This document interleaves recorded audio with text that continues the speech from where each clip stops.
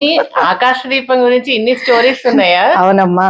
ఇంకా తెలుసా భక్తులు వెళ్ళినప్పుడు వాళ్ళు కొద్దిగా నూనె తీసుకెళ్తే నువ్వుల నూనె ఏదో అది తీసుకెళ్లి దాంట్లో కొంచెం ఆకాశ దీపం దాంట్లో పోసి అట్లా వాళ్ళు తరిస్తారనమాట. అబ్బా మన హ్యాండ్ కూడా ఉంది ఇందులో, మనం కూడా కొంత నూనె వేసి ఆకాశ దీపం వెలిగించాము అని సంతృప్తి పడతారు అనమాట. నువ్వు ఒకసారి వెళ్ళి చూసొద్దామా శివాలయంలో, నువ్వు చూద్దు గాని నీకు కూడా తెలుస్తుంది. సాయంత్రం వెళ్ళి దర్శనం చేసుకో ఆకాశ దీపం. అయితే ఆలయానికి వచ్చేసామండి.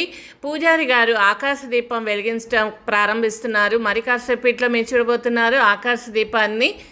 కార్తీక మాసంలో పితృదేవతలు ఆకాశ మార్గాన తమ లోకాలకు ప్రయాణిస్తారని నమ్మకం.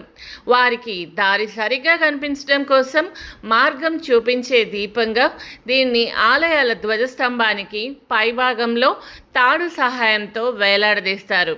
ఈ దీపంలో శివకేశవుల శక్తితో జగత్తుకు వెలుతురుని అందించి సమాజంలో ఉన్న అజ్ఞానపు చీకట్లను తొలగిస్తుందని కూడా నమ్ముతారు.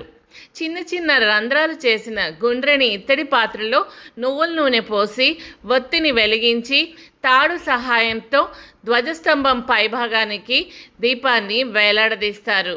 ఈ దీపాన్ని వెలిగించిన, నూనె పోసిన లేదా దర్శించుకుని నమస్కరించుకున్న పుణ్య ఫలితం కలుగుతుందని పితృదేవతలు సంతోషపడతారని భావిస్తారు. అదండి ఆకాశ దీపం యొక్క విశేషాలు.